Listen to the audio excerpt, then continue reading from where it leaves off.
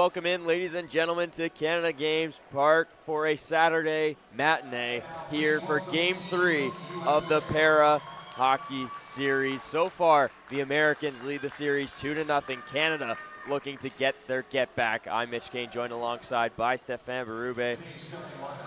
And Stefan, what are we expecting here today?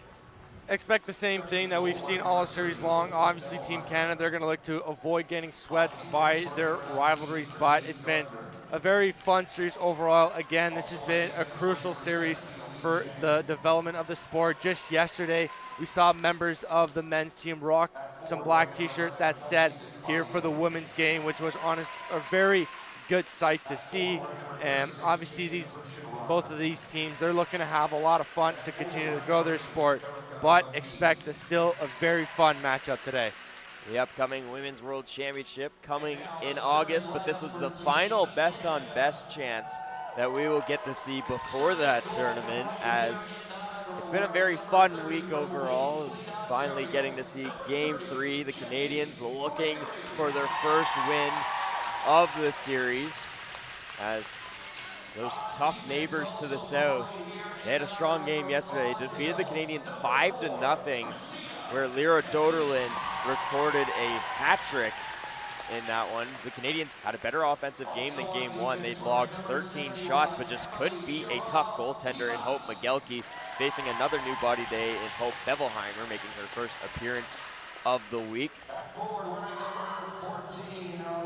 Yeah, it's going to be tough for Team Canada. You know, USA, they don't give up many chances. They don't give up many shots, but Team Canada able to get 13 shots compared to their 5 shots in Game 1, so a nice sight of improvement. Obviously, they're going to look to continue to build off of it, but again, USA, not only are they an offensive powerhouse, but they really are fast and able to shut it down defensively. And we'll now throw it down to ice level for the playing of the American and Canadian national anthems. Please rise if you're able, and please remove your hats for the playing of the United States and Canadian national anthems.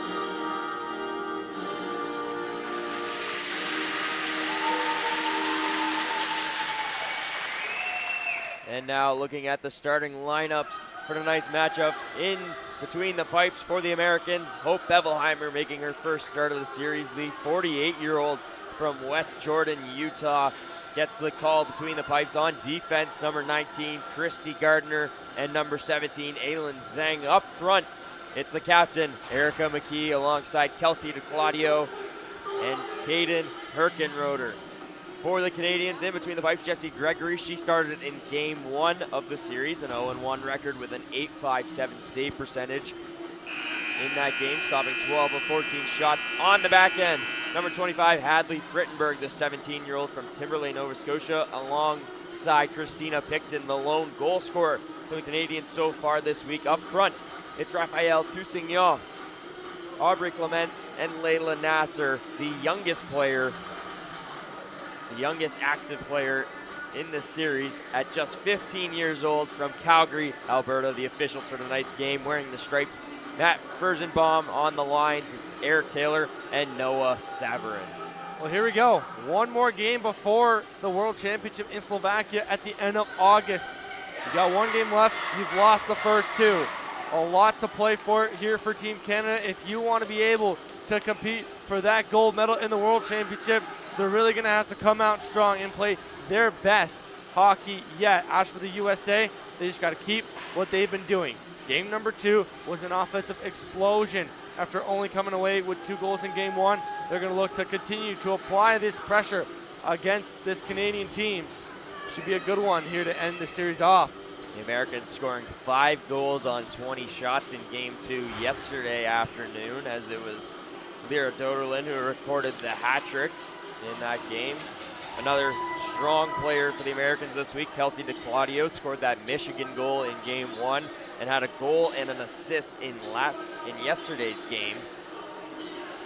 As we were talking before the game, it feels like when you look at the American roster, one of Doderlin or DeClaudio is always on the ice, and it's a bit of a mismatch for the Canadians. And for a Canadians team, you know, the Americans, they're so talented. And Team Canada, they don't have as much of the depth as Team USA has. So it's really just tough to keep track and keep up with those two offensive powerhouses. But I'm sure ever since that DeClaudio Michigan goal, they've been practicing on making sure that doesn't happen again. But it should be an exciting game 3. And game 3 is underway. The puck is on the ice, and the Canadians win the opening draw.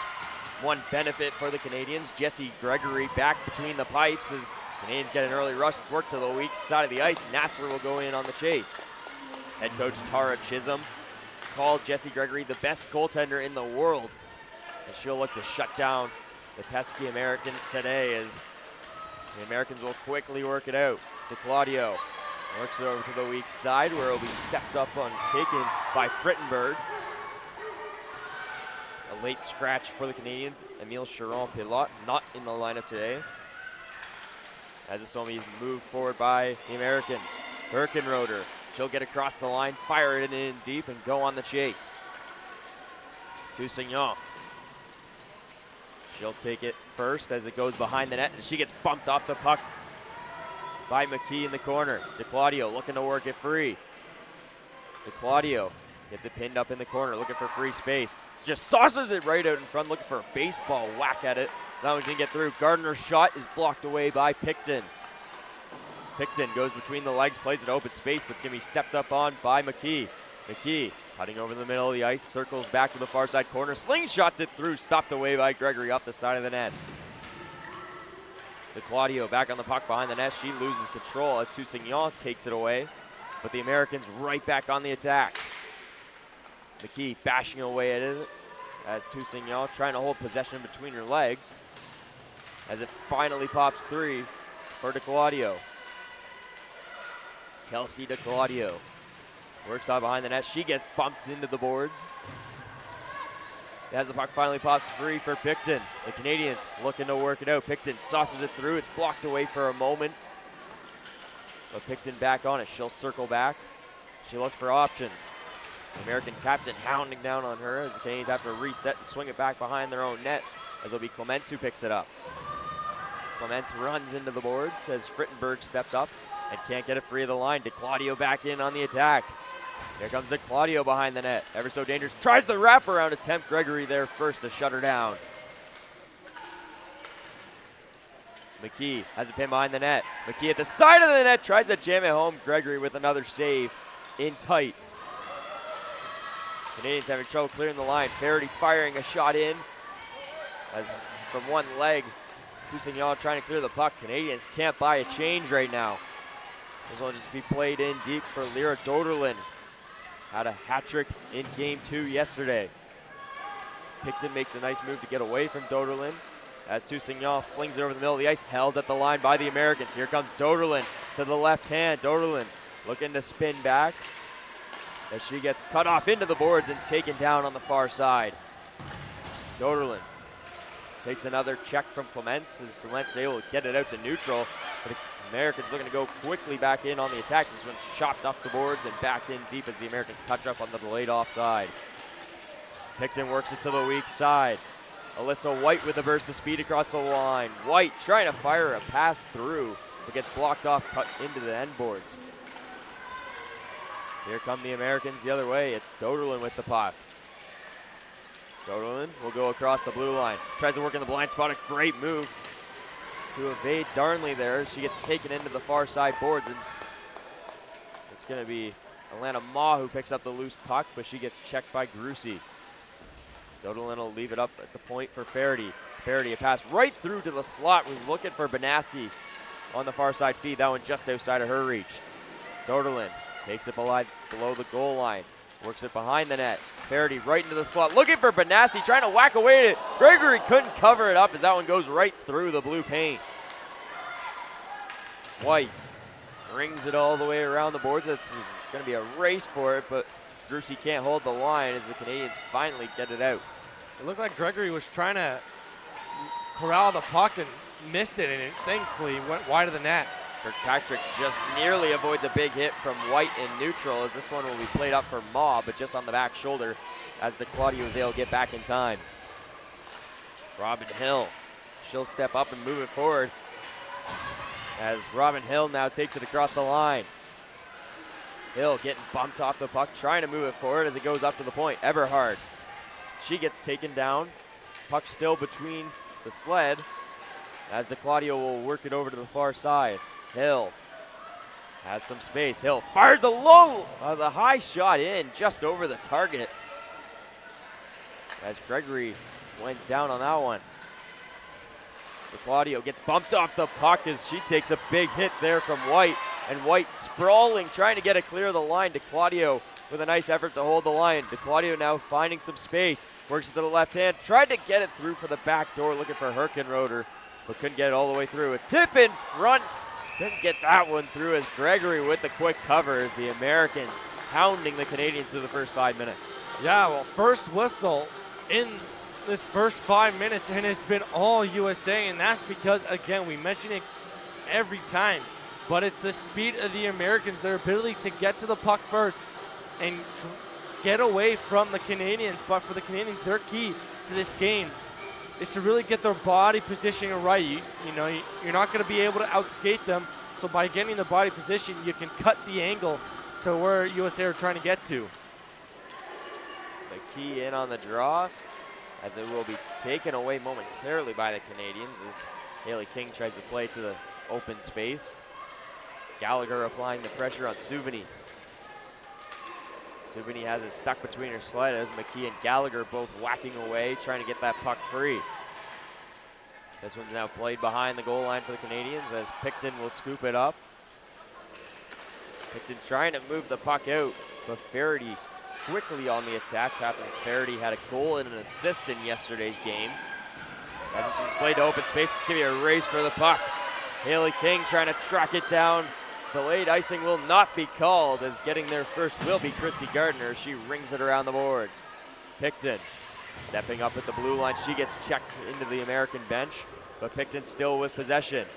To the left hand, works it over, looking to get the cross feed on the back door, but Bevelheimer scoops it up and stops the first shot she's faced. Well, Hope Bevelheimer is currently the oldest active player at 48 years old, and you compare that to Leland Astor, who's only 15, a huge age gap, but she's able to get the puck.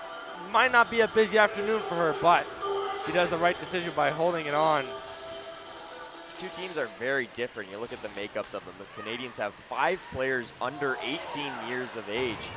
And you look at the Americans, a lot over the age of 35. It's a very young team versus a very veteran and experienced team.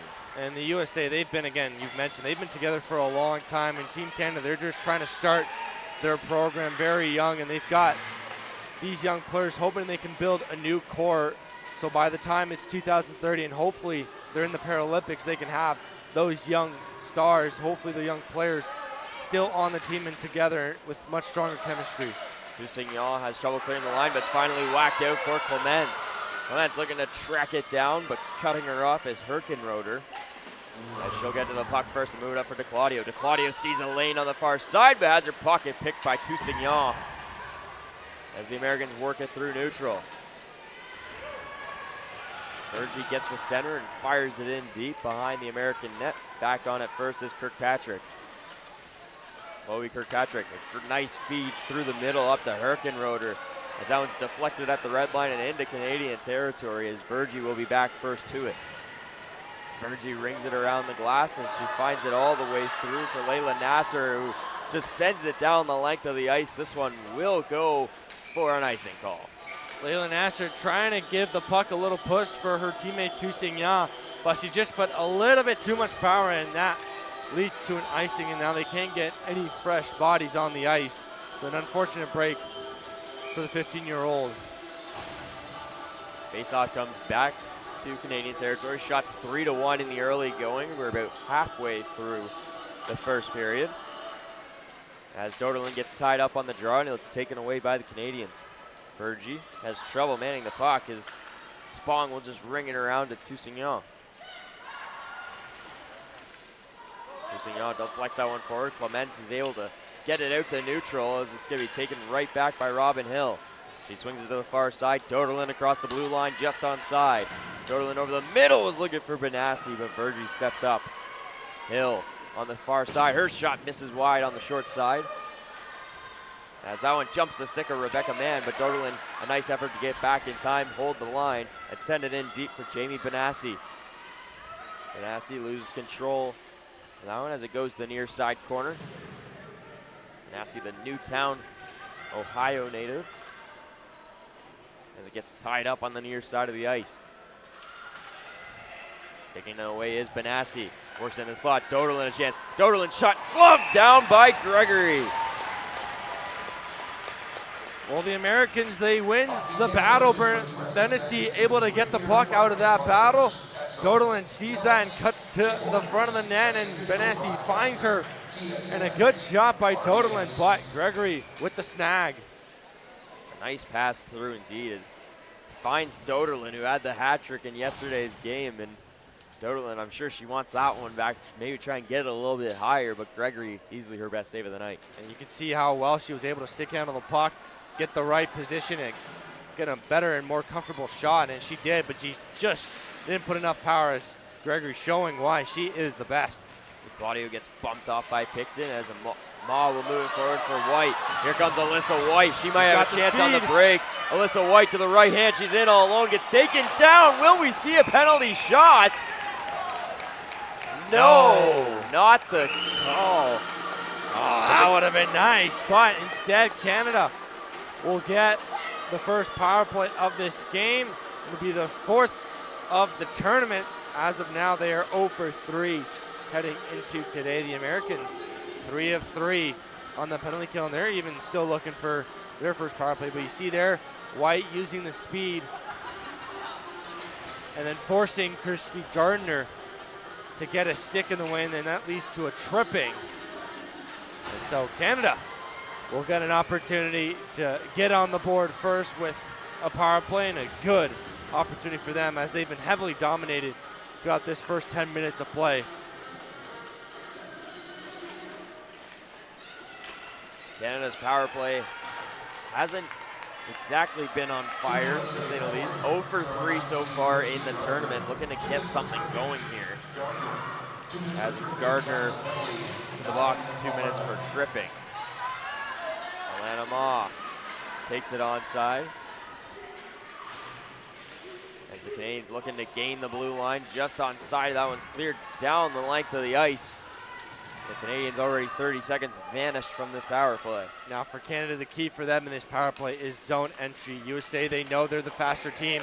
They're going to use their speed to try to apply pressure, as you can see there, right off the bat. So zone entry is going to be the biggest problem and challenge for Canada. And already it seems like, oh, we might have a breakaway over here. As here comes Faraday in all alone. Faraday one-on-one.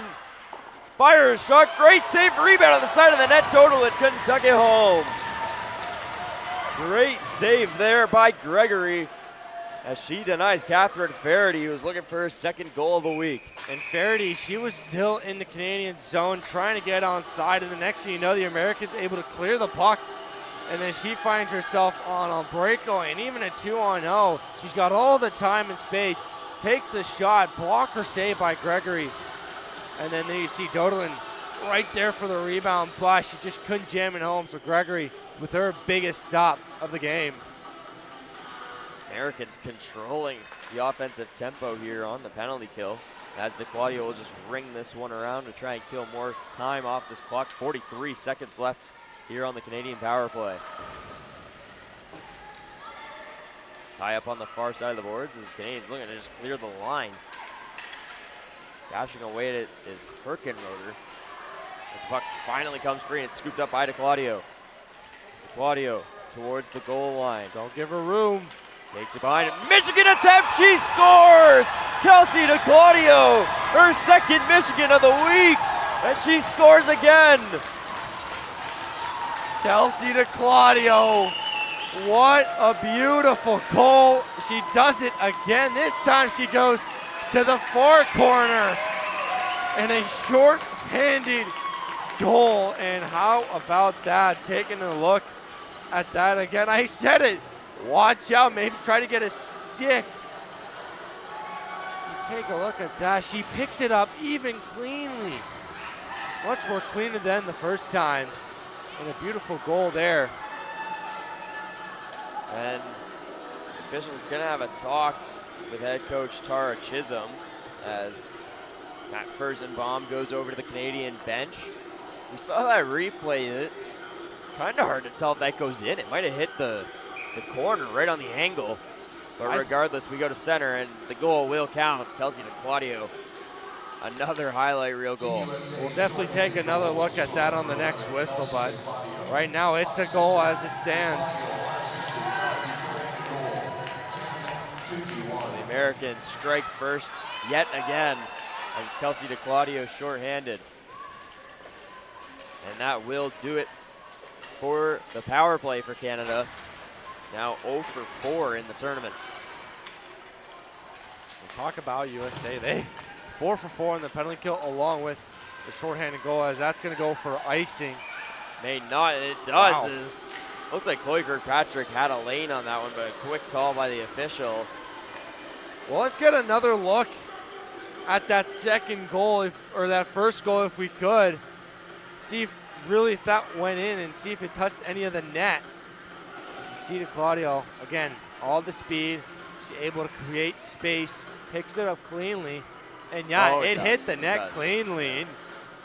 That's a sweet goal and another highlight reel goal for Kelsey DeClaudio. Face-off is tied up as coming away with it was Darnley for a moment, but it's going to be worked out to neutral by the Canadians. Frittenberg just can't hold the line. Dumps it back in quickly to the Canes. They're offside. Kirkpatrick. She'll take it across the blue line, work it to open space, and here comes Doderlin in with a burst of speed. Doderlin to the left hand, turned away by Gregory. Doderlin, a nice move to get back over the middle. Left hand feed, looking for Benassi. She's sitting on the back door, couldn't fit it all the way through. Canadians looking to chip this one out. Frittenberg sees a lane. She'll bounce it off the boards again as she gets it across the red line. The Americans immediately send it right back, but this one should go for an icing call, and it will. Canadians get an offensive zone draw with 2:46 to go in the first period. The San Diego native, Doderlin, she is able to shoot the puck, but then she's also capable of showing some playmaking skills. Couple of nice stick handles, and it throws it across, but just couldn't find her teammate But some nice couple moves there nearly resulted in the second goal for USA. Verity in on the draw for the Americans. That's won cleanly by Clements. As Clements takes it over the circle, looks over her options, drops it back to the point for Frittenberg. That one bounces off the blade of the sled. As will be taken in by Clements. Clements sees a lane, shot off the post! Tried to pick the short side, but rang it off the iron. Toussaint to the left hand, fires a low lining shot, scooped up by Bevelheimer. Puck still loose, official finally blows it down as Bevelheimer shuts the door on the Canadians. Arby Clements beat the goalie, but she just couldn't beat the post. What a great shot, just too far to the left. And then it was Toussaint with the wraparound opportunity, but she's able to just hold on. A couple of golden opportunities for Team Canada, but just missed the post and shut down by Bevelheimer. Eberhardt wins that draw against Clements as DeClaudio looks to chip it forward. Picton holds the line and swings it back in. This one smacked away and into the American territory. Toussaint trying to get that away from Zheng. This one held the line momentarily by Picton, stepping up as Frittenberg in a nice effort to do so. It was nearly a 2-on-0 for the Americans the other way. Toussaint with daylight. Toussaint fires a shot, glove down by Bevelheimer. Well, Team Canada with a high-level response after that goal, and they're playing much better than how they looked in that 5-on-4, and a lot of great looks from their top line of their captain, Toussaint and Clements. Loving the way they're responding, playing aggressive, and an aggressive pinch there, too, by Canada that nearly resulted in that 2-on-0 for the Americans, but they held the line very well, and that led to Toussaint with another good opportunity, and shots are now 6-5 for the Americans, so Canada are gaining ground from those first 10 minutes. Virgie, she gets pinned off up at the point as she fights that one free and works it to the far side. Carusi sends it down the ice looking for Faraday. That one just outside of her reach. Going to be a race for the puck. No icing the call as Faraday's there first. She'll just chop it off the boards and get it back to Doderlin. As Doderlin loses an edge there. The Americans want to call, not going to get it. Yeah, USA, they've been looking for a power play all series long, but still nothing to show for. So you got to give credit for Canada. They're for a team that gets dominated and outplayed. They're doing a very good job staying disciplined. Rachel Grucy will spin it back in neutral, works it to the weak side of the ice for Catherine Faraday. Faraday fires this one in deep, just missing wide of the target, but gets it in deep to Canadian territory. Alyssa White from Winnipeg, Manitoba, gets pinned off on the near side boards. Puck comes up to the point. Kirkpatrick looking to move it down. Puck bounces off. Rebound chance right in the slot. Great save by Gregory as Faraday found herself all alone. Alyssa White. White now with some daylight. Moved that one a little too far forward as Kirkpatrick chops it off the boards. And the captain McKee controls.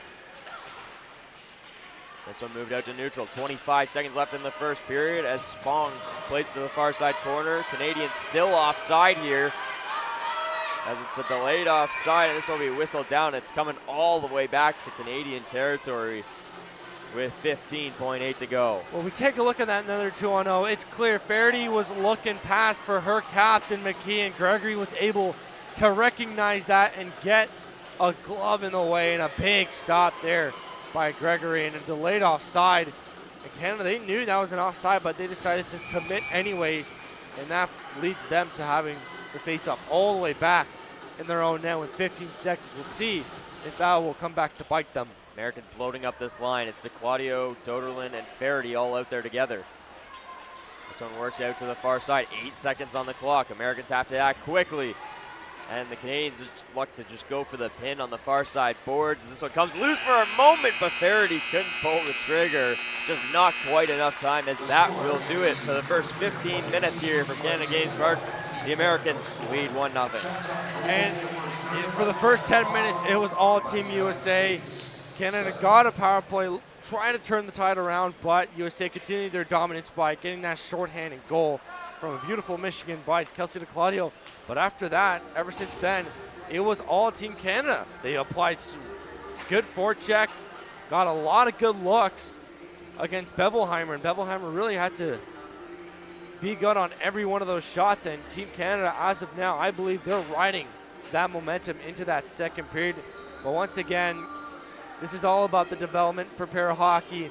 Once again, it seems like there are more and more fans in attendance, more and more family members coming out.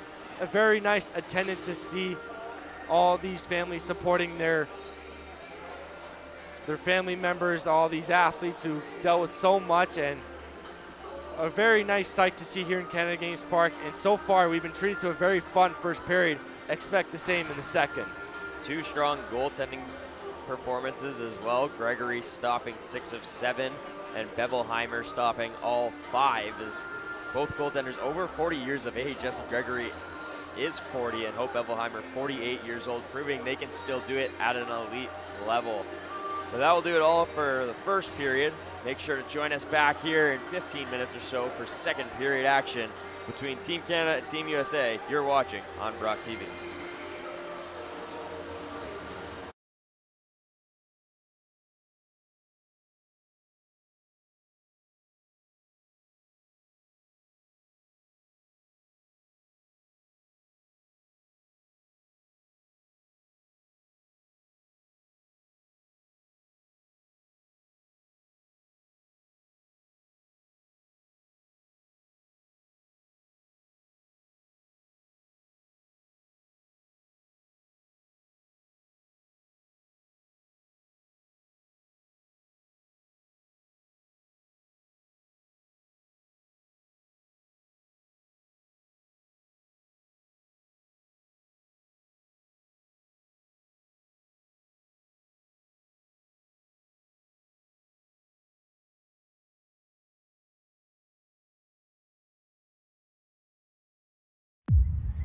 The game of lacrosse was given to the Haudenosaunee people from the creator as a gift. Nice, good catch. The game of lacrosse is played for healing. It's often called the medicine game. It's a game that's about respect, and mostly it's the medicine. The National Day for Truth and Reconciliation, it's so important because it signifies a day that allows us to come together and to remember and try and reconcile and remember why we're in the midst of truth and reconciliation. Giving back to whoever's sick or whoever is needing it. For me personally, it's always playing for the people that played before me, people that are playing now, and the people that are playing after. Gift to us, to gift to the world.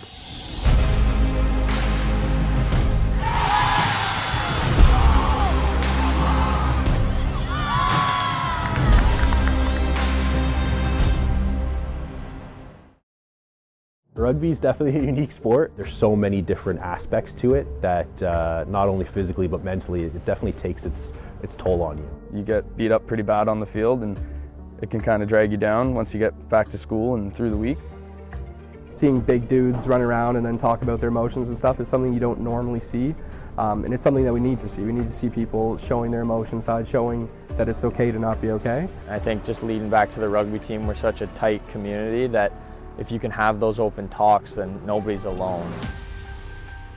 Rugby is really important, but there's bigger goals and there's bigger objectives.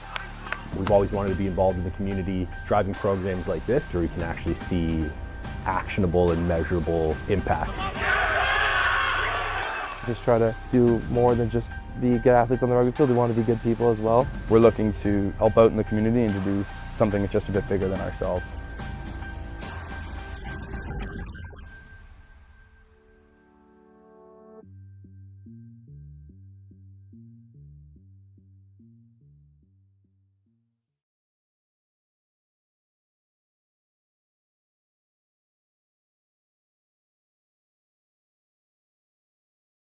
It was a gift to us from the creator. It's a game that's about respect, and mostly it's the medicine game. We use this game for when there's hurt in the community and there's medicine needed. Giving back to whoever's sick or whoever is needing it. So when you have like your stick in your hands, you're there not to just play for yourself and make yourself look good. It's a game that you're supposed to play for those who can't anymore or for those who aren't here with us anymore. I feel like it brings us all together, and it just creates this energy and this aura when we're playing that kind of just brings you together and like strengthens bonds and creates families.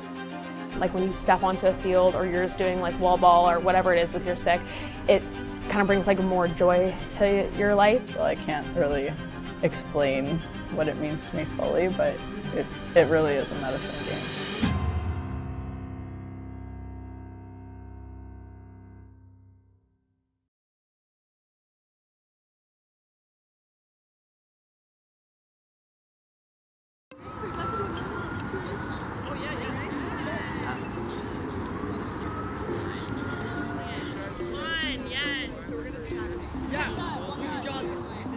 The sport of lacrosse is so embedded in the Niagara region, so it was important to me that we honor lacrosse, especially on a day of truth and reconciliation. So what we're doing is spending the day learning about and honoring the sport of lacrosse.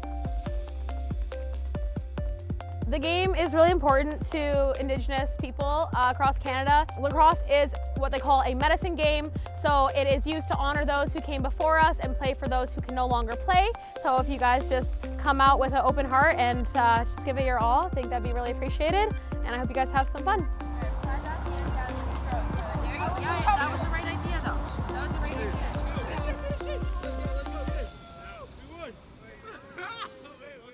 The game of lacrosse was given to the Haudenosaunee people from the creator as a gift. First actual game dates back to what is essentially our creation story for us, between the creator and his brother. But then the first game that wasn't played by them was between animals, and it gave all the animals like different like abilities. So what they have, like you look at a deer, they're fast. You look at a bear, they're big and strong.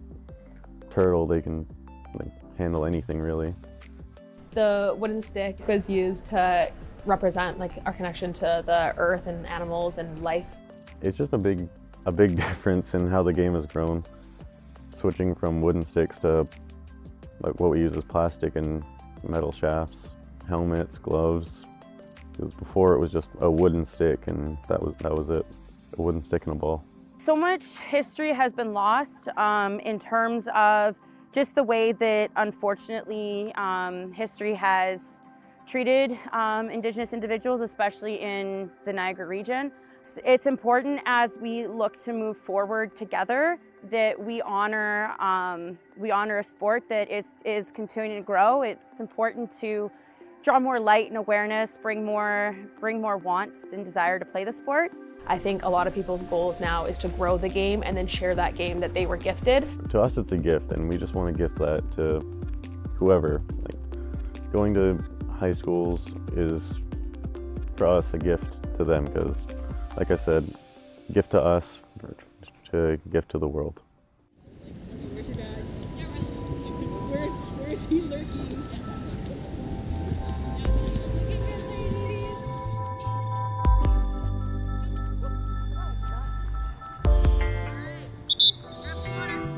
Personally, I've always been super connected to lacrosse.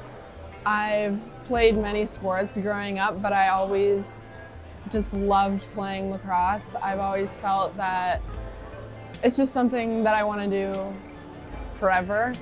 Playing lacrosse allows me to play not only for myself, but for my community back home and for my ancestors. It's a big thing, like it's always around us. And you drive on the reserve, you can drive by anybody's house or whatever. Half the time they'll probably have a lacrosse net. So we're basically surrounded by it. Lacrosse at Brock has helped me to have a second family. Like it's helped me at times to not be homesick, because I live 3.5 hours away from here. And so there's not always time to be able to go home to my community and be able to see my family. And during the season, I find that lacrosse really gives me the strength to continue through school. Whereas other times without lacrosse, it's been a challenge. For the Brock community, it's mostly just trying to show like, you know, we're still here, we can play this game too. Especially as a First Nations member, you don't really see many here. And me personally, I just want to think, like, if a couple of us are here, soon it could be a lot of us here and we could all be playing.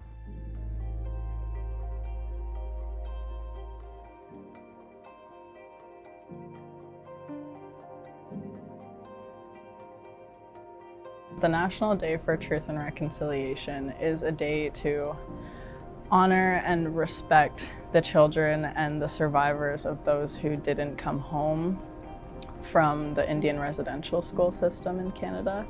It's really important because it acknowledges kind of that dark past that Canada does have and doesn't always necessarily like to talk about. It's important especially because it's a lot more recent than I think people realize. They should also recognize that all Indigenous people have been affected by residential schools. Where I lived most of my life on the reserve, you could drive to Brantford and there's a residential school still standing up. Just you can walk in. Grandmother on my mom's side, she lived along the river on the far side of the reserve. Sometimes some kids are running along it, just trying to get away from that. Like my grandparents attended residential school, and there are a lot of survivors across Canada. And we should recognize their strength and the resilience they had, that they're still here, but also recognizing the people and the children that did not come home to their community. And not only the children that didn't get to come home, but the generational trauma, I guess you could say, that it's now experienced. So like, I don't know the language of my people. Like my great grandma and like family before them didn't want to talk about it and like didn't really like talking about it because they wanted to hide that part of their identity so that they didn't have to kind of experience that part of it. So I think it's really important to talk about like how much culture and like identity was lost. So I think it's really important for not only our Indigenous communities and people in the Niagara region and at Brock, but I think it's important for everyone to recognize the history behind how we got to be here as a country and the steps that we still need to take moving forward.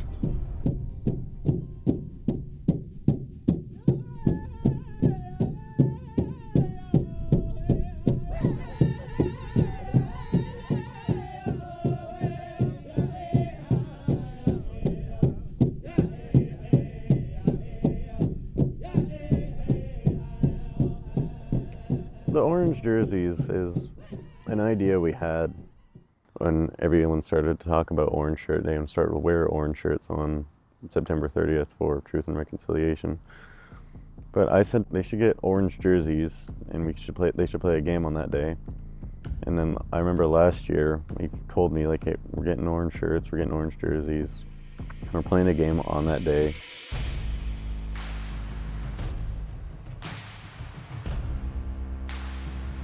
Playing lacrosse on the National Day of Truth and Reconciliation is important as an Indigenous person to me, just because I spoke about it being the medicine game. It's very healing for a lot of us who play. I think it's really important to acknowledge because it does bring medicine to the people. So not that people have healed or have moved on from this, but to acknowledge a beautiful thing that people were given on a harsh day is a good way to educate people about it in a way that is enjoyable and makes people want to care.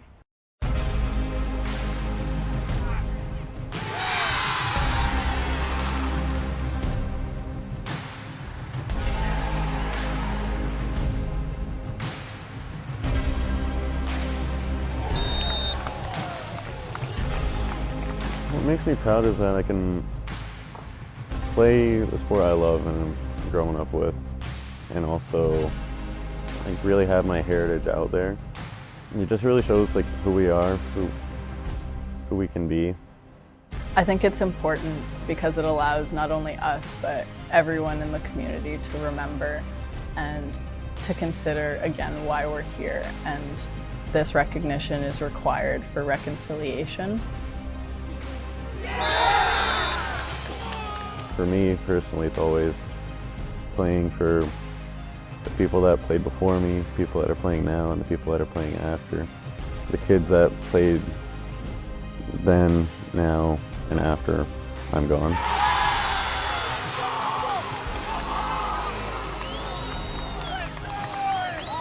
kids that went to these schools and never came back is really what hits home for me.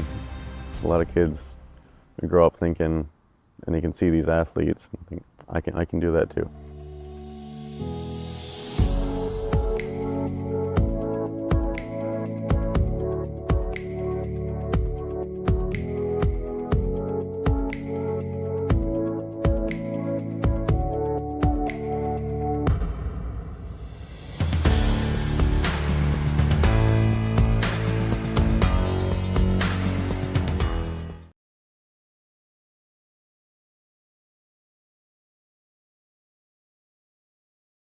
Second period action between Team USA and Team Canada. The first period was action-packed. The Americans led in the shot department 7-5 and led on the score sheet as well, 1-0. The goal coming from Kelsey DeClaudio, her second Michigan goal of this week, this time while short-handed. Welcome back to Cannon Games Park. It's game 3 of the Paris Series. I'm Mitch Kane, joined alongside by Stéphane Berube. Stéphane, what are we looking forward to here in the second period? Another Michigan goal, hopefully. That would be very sweet to see, but overall it was a very fun period. Obviously, USA dominated that first 10 minutes, and obviously a beautiful goal by Kelsey DeClaudio.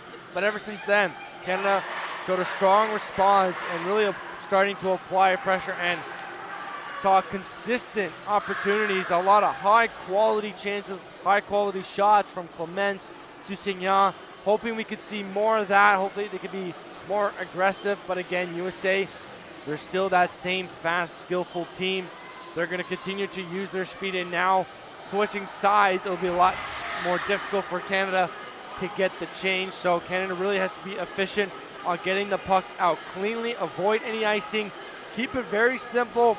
Communication is going to be very key in this period, because if you aren't able to get the puck out, USA, they're going to hem you in your own zone, and they're going to take advantage of that.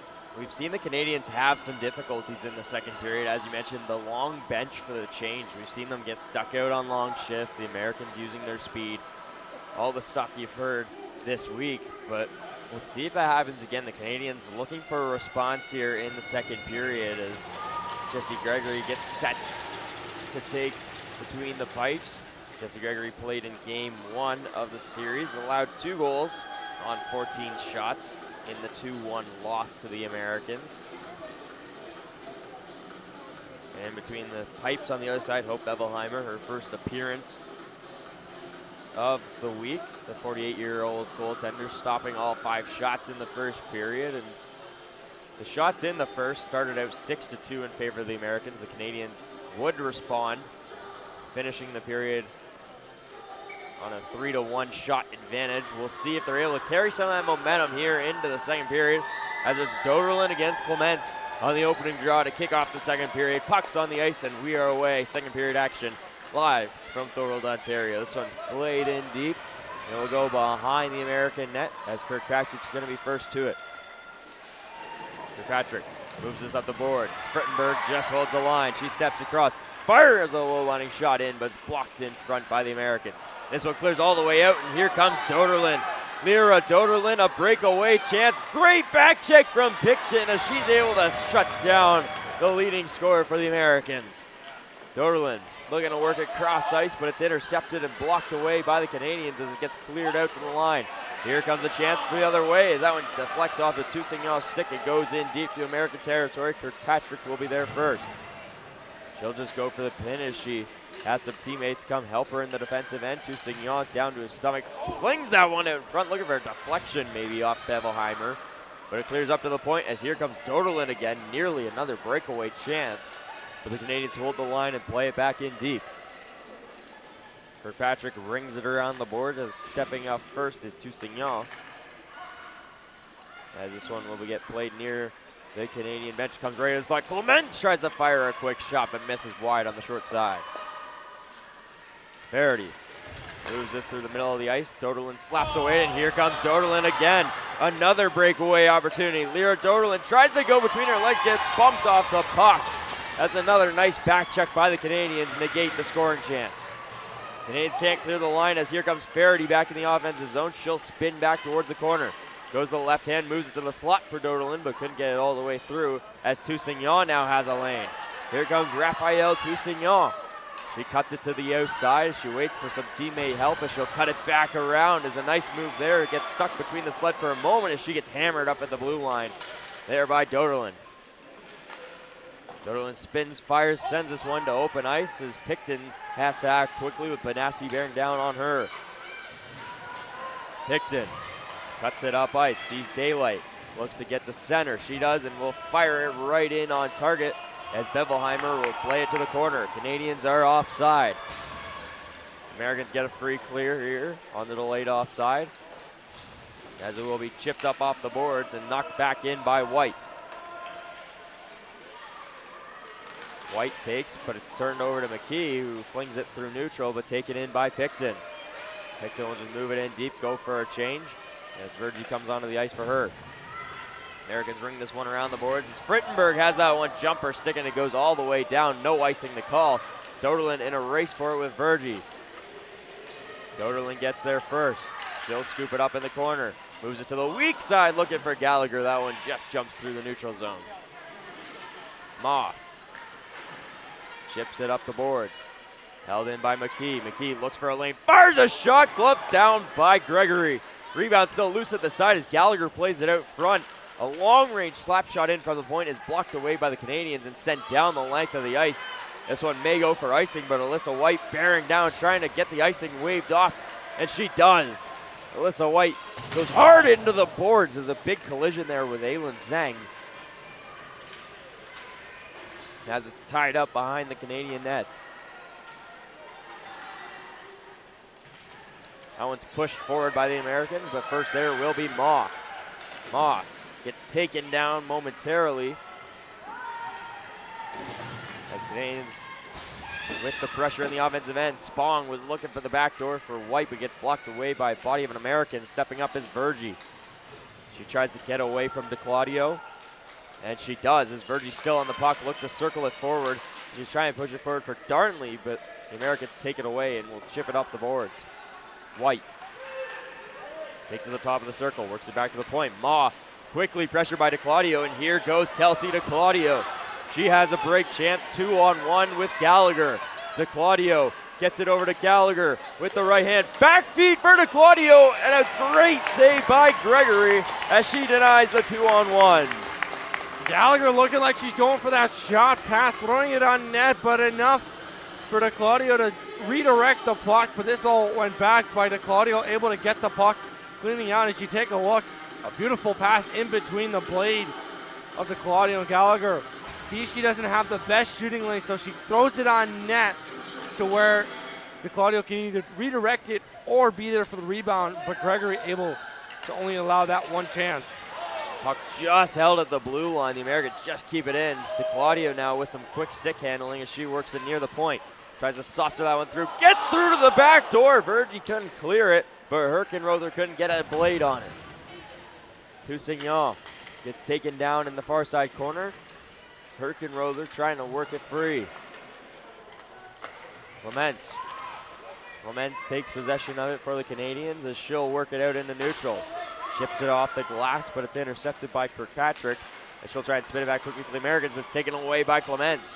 Canadians back on sides. This one gets stuck under the blade as Clements looks to play it deep, but can't get full possession of it as it'll be taken by Caden Herkenrother. Herkenrother plays that forward for DeClaudio. Virgie will be there first for the Canadians. Virgie chips it off behind the net. Stepping up is DeClaudio. Here comes Kelsey DeClaudio once again. Backhanded pass right through for Eberhardt. Eberhardt couldn't get a stick on it. It's sent down the ice, and Canadians will be in a race for it. Rachel Grucy will get there first, icing the call. Face-off comes all the way back to the Canadian end. Well, this period started with Team Canada really doing a good job back-checking and able to shut down Dodelin not once but twice. And Dodelin is one of their fastest players for the United States, but Picton and Clements, two of Canada's fastest player, colliding in for a race, but it's been Team Canada able to shut it down. So really defensively, very impressed with Canada. And then on the other hand, they had a couple good looks, not many shots, but they had a lot of good offensive zone time. Just need more shots on net. Shots 2-1 in favor of the Americans so far here in the second period. Is a nice move by Toussaint through the neutral zone as she'll cut it to the outside. Toussaint will spin it back as Nasser goes offside. Nasser, the youngest active player in this weekend's series, just 15 years old, as Doderlin will take possession for the Americans. She gets onside, but taken out. That's a nice defensive play by Spong. Some work to the far side. Nasser on the chase, but getting there first is Robin Hill, the Fountain, Colorado native. Spong, she gets knocked to the ice as this one will be flung off the back of King and all the way up for Benassi. Benassi's able to get it into Canadian territory as Virgie will pick it up first. Virgie's got to act quickly with Faraday bearing down on her, and she'll chip it up the boards. Held at the line by the Americans. That one worked all the way through, but Spong plays it to the boards. Pass through was intended for Faraday, but that one just jumps over through traffic and will be held to the line by the Americans again. Toussaint trying to stab away at the puck. Hand pass was signaled by the official, but not called as the Canadians touch up. This one now played behind the Canadian net. Getting there first is Doderlin. Doderlin will spin back momentarily. She gets knocked off the puck, but they'll slap it forward into the slot. No blue shirts near as the Canadians looking to clear again. Held to the line by Rebecca Mann. Mann firing that through, but it's intercepted by Toussaint, and a chance for a break. This saucer feed forward for Alyssa White, but that one a little too strong for her. No icing the call. White will be there first, but a near break chance missed by the Canadians. White saucers it out front. Asnick couldn't get there in time. As a prime scoring chance for the Canadians is squandered. Benassi look to move it over, taken in by King. She'll fling it back into American territory. As on the puck first is Robin Hill. Hill plays this one up the middle of the ice as it will be taken by King as she tries to get it back into American territory, but it's worked back to Picton. Picton, she gets bumped off the puck, but is able to keep it out for a moment, get it away from Doderlin. This one swung down low for Faraday, but a nice poke check by Gregory. He's able to get it to the corner.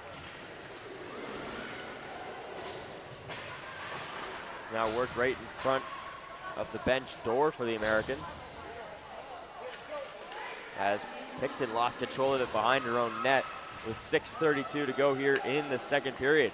It's taken away by DeClaudio once again. Picton bashing away at hers. The puck will slide through the blue paint, and Gregory gets a quick cover, halting play. Well, Team Canada had two golden opportunities, but just led to two passes out of the reach, starting with Alyssa White.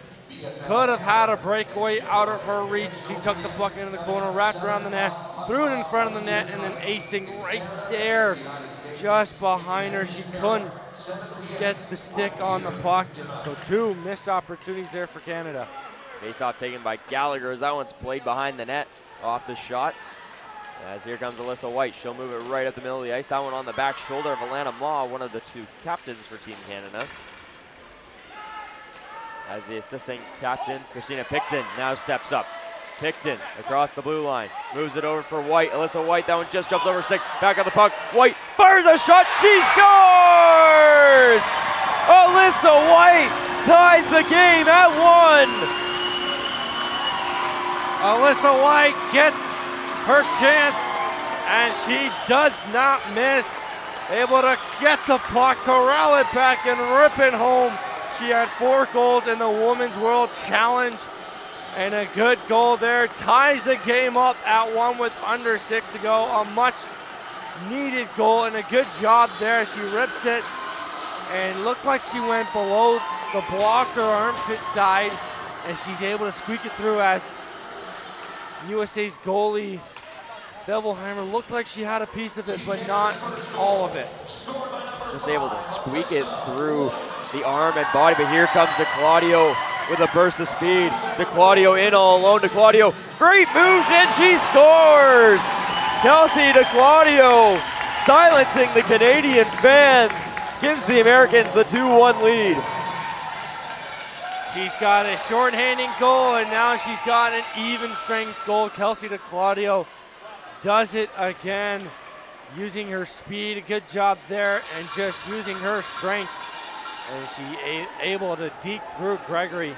And just like that, just dozens of seconds later, USA just back on top.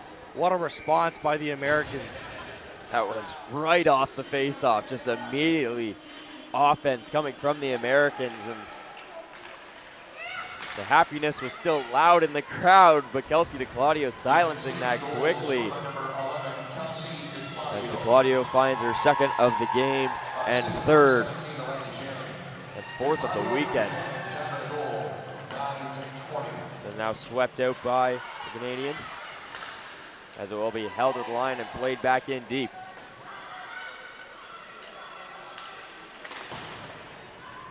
This one played up to the point, held at the line, and will be swung all the way around as it's going to be played through for Faraday. Faraday on the near side boards. Moves that one right through the slot, but it's taken away by Toussaint. Toussaint trying to work up some speed. She gets it into neutral. Nice cut move to the outside. Toussaint. She'll try and get to center and bash it in deep, and she'll go on the chase. Gets knocked down momentarily by Zheng as played through for Faraday. A big collision behind the play as the Canadians take the puck. This one worked up to Spong, but is on her back shoulder. Here comes a break chance for Toderlin. Lyra Toderlin in all alone, one-on-one with Gregory. Great save by Gregory. She denies the leading score for the Americans. Wow. This one now played behind the Canadian net. Gardner is able to work it out for Benassi. Battling in front of the net, and the Canadians clear it down the ice. This one trying to slow up, and it'll slow up perfectly like a curling shot. No icing the call. The Canadians able to get a change. Well, Darley, she was trying to go to her deep part, and a big hit there by Clements, and then Dodeline, great moves, good initial stop, then had another rebound, but just missed wide. Dodeline, another opportunity here, goes to the right hand. Great stick handling efforts, but that one off the side of the net. Tried to play quickly out front. Gregory shoots that one away. The Americans try to slingshot it through to the slot. They can't find any luck. This one will be played on the back shoulder of Alyssa White as she gets bumped off the puck by Grucy. Kirkpatrick fires it in deep as the Americans will tag up, still offside. As they're having trouble getting on the same page, Canadians will get a free clear. Frittenberg moves it over, but it's intercepted. Here comes Eberhard. Eberhard works in. Stick handling effort, tries to get a shot through, but gets blocked away. Herkenrother tries to play that one up to the point. It's held at the line by the Americans. Will be taken by Picton. Picton gets bumped off the puck. A nice effort by DeClaudio. Shot gets knocked away by the stick of Gregory. Here comes DeClaudio again, tries to beat it home on the short side, couldn't get it all the way through. White will scoop it up with 2:40 to go here in the second period. Atlanta Mall will shoo it out to neutral as Rachel Grucy back to it first. Grucy plays to the weak side for DeClaudio. DeClaudio tries to chip and chase, still on the puck. DeClaudio works in. Left hand, great pass on the back door, she scores! Kaden Herkenrother. A beautiful feed from DeClaudio, and the Americans lead 3-1. Herkenrother from a beautiful feed, but who else but Kelsey DeClaudio showing her playmaking skills. Great stick handling. Picton goes for the hit, and she recognizes that, so she moves it to her left-hand side and feeds it across for Herkenrother, and a beautiful finish. And just like that, the Americans with a 3-1 lead with just over 2 to go in period number 2. Another great effort by DeClaudio. She was able to just bounce off the hit and still able to work in. So played to Faraday. Faraday trying to bang away at it, but can't get it all the way through. This one now taken behind the net. Frozen for a minute as Virgie's able to swing it around. Under 2 to play here in the second period. Bouncing puck gets played all the way through. Robin Hill can't quite find it. Finally does, and will flick this one near the target. And Jessie Gregory makes the catch like a baseball catcher, as coming up tonight, the men's team playing at 7 p.m. Won't want to miss that one, as the Americans also lead in that series 2-0. Kelsey DeClaudio came into this game with 2 goals and an assist, and her stat line as of now is 2 goals and 1 assist, so she doubled from 3 to 6 point. What a series it's been for her. Domination from Kelsey DeClaudio. As this one will be won by the Canadians. Picton will take in her own end and just slap it around for Frittenberg. Frittenberg sends that one over the middle of the ice. Is losing a stick was Clements. It'll be scooped up by Doderlin, but the Americans have to tag up just offside the call. Doderlin upset with the linesman as Robin Hill was just nearly offside. Tough, close call there as Lynn just couldn't get to the line in time from what it seemed like. Hill it seemed like she went onside, but it has to be the blade that touches the blue line, not any other parts of the sled. So that's an offside there. Make sure you're keeping up to date with Brocktv. Follow the Instagram at Brocktv or the YouTube channel, what you're currently watching on Brocktv Media. This one's going to be played to open space down the length of the ice and should go for an icing call, and it will with 62 seconds to play here in the second period. That's happened a couple times, as you can see Clements showing a little bit of frustration. They've had a lot of opportunities where they could have had possible odd man rushes, but those actually led to icing as they've had too many long stretch passes that's out of the reach. So tough break for Canada. They're going to have to readjust entering the intermission. As you hit those passes, they're going to have a lot more than 7 shots as they have on the scoreboard. Top line back out for the Americans as DeClaudio goes on the chase for the puck. Frittenberg's there first, but DeClaudio strips her pocket. DeClaudio cuts back over the middle. She gets knocked to the ice. Puck's loose, but Herkenroder couldn't get it on target. Here comes a race for the puck the other way. Toussaint tracking with a burst of speed, but a nice effort by Aylin Zeng to get it out to the neutral zone. Picton has trouble getting this puck back on her stick as it's tied up right in front of the Canadian penalty box. 30 seconds to play here in the second period. Canadians looking for one last chance. Clements, a great move. Clements looking to move it forward. Toussaint in alone. Shot, great save by Ben O'Hire. Rebound, she scores! Alyssa White, her second of the period, brings us to a 3-2 game. What an effort by Clements to just reach for the pass. She finds Picton with the initial shot. Right there, Toussaint with the initial shot. Great save by Bevelheimer, but Alyssa White right there to jam it home for a second, and just like that, after going scoreless in game number 2, Team Canada cuts the lead in half, and it's 3-2 with 16 seconds to go. 13 seconds to go here in the second. Americans looking for another quick response. Here they come. Backdoor feed. It was there for a second. Got to get a shot off. 3 seconds to go. Verity can't pull the trigger. Still loose at the side, and that will do it. The green light goes. 30 minutes down, and the Americans lead narrowly, but the Canadians have fought back. It's a 1-goal game as we head to the third period. Well, we were treated to an offensive affair here in period number 2. What an exciting period. Both teams scoring 2. And what a period for Canada. You know, USA, they've been known to shut it down defensively, not giving up a single goal in the Women's World Challenge, and now giving up 2 against Canada. This is exactly what Canada need. It's tough when you're getting outplayed and unable to score.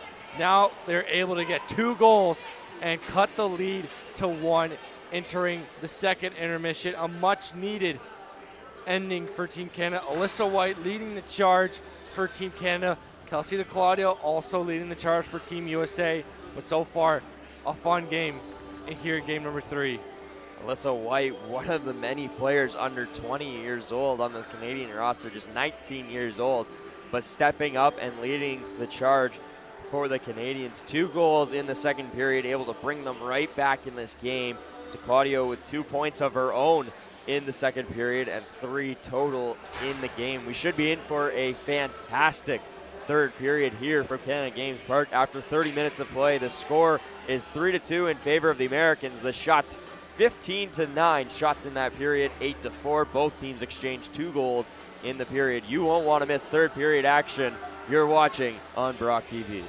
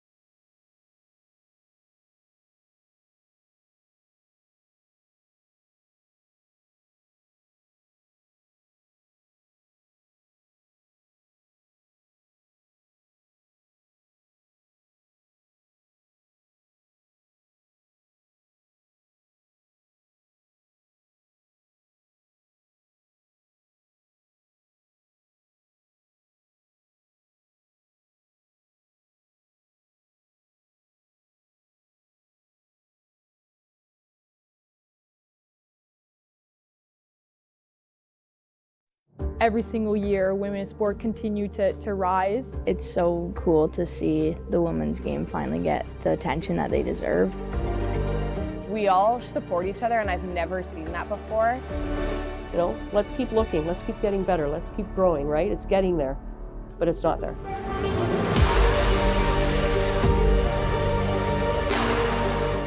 We need to go and be us and be the best version of us so far this season.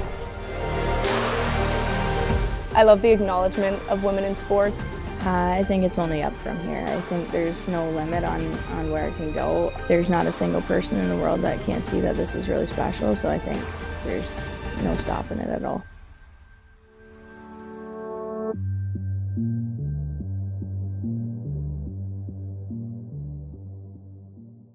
This is a historic day in the women's game. Great morning to talk about women's sport. We just talked about the draft and the PWHL. Now we're going to focus for the next few minutes on women's professional soccer. I'm very grateful that there is a league starting for women in Canada. For like 6-year-olds to be like, oh my gosh, I can play professional soccer in Canada.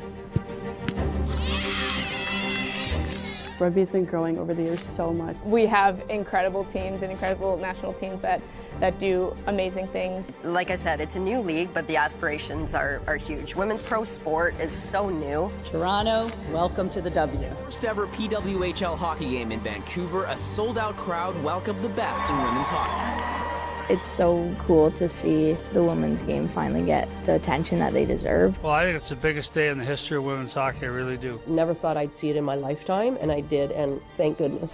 We need to go and be us and be the best version of us so far this season. At no point did I ever think that I would have the option of coaching professional soccer in Canada. There's so many women in this game that have been phenomenal at blazing a trail for these young girls. Every single year, women in sport continue to rise. There's no end to it. I think it's just looking outside the box and bigger picture, not just tunnel vision on, oh, it's pretty good right now. Well, it is, but let's keep looking, let's keep getting better, let's keep growing, right? It's getting there, but it's not there.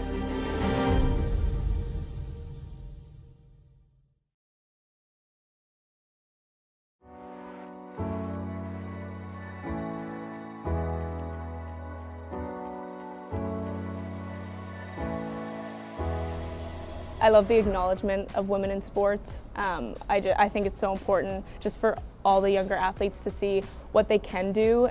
I think we're lucky as women in Canada because we have such a strong national team to look up to. Rugby has been growing over the years so much, especially for women's rugby. Like, it has grown so much. Like, Canada just won 15s last year. We've come a long way as a country, but there's no professional women's team in Canada, so I would love to see them develop a pro team here, and I think we're on the right path. It's always growing, and it's awesome. There's been like a spike. I feel like in Canada, like soccer has become super big for women. When I was a player, there was no semi-professional, there was no professional league to aspire to in Canada. I definitely noticed as I was growing up, like there would become more and more leagues available. For example, when I was younger, I would play on my brother's team because there wasn't a team that like I would fit into. But like now, those options are available. There's OPDL, there's League 1, League 2, there's U20, there's so many different opportunities for people to be able to like, especially women, to be able to explore that. Canada's kicking off their first ever women's professional league, and it's kicking off in 2 months, 3 months. I think it's incredibly exciting. When I was growing up, we only knew the famous men's players.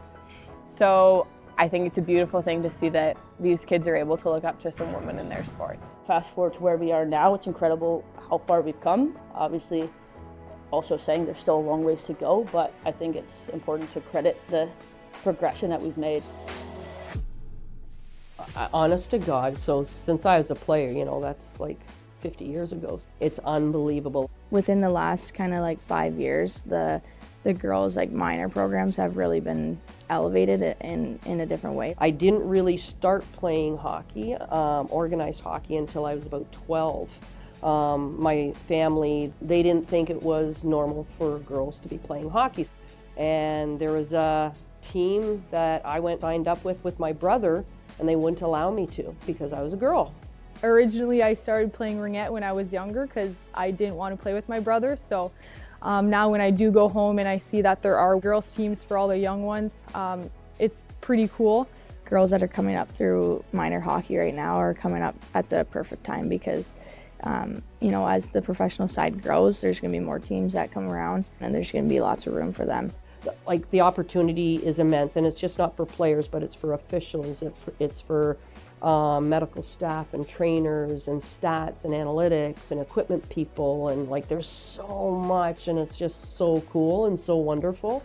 I think it's only up from here. I think there's no limit on where it can go. There's not a single person in the world that can't see that this is really special, so I think there's no stopping it at all.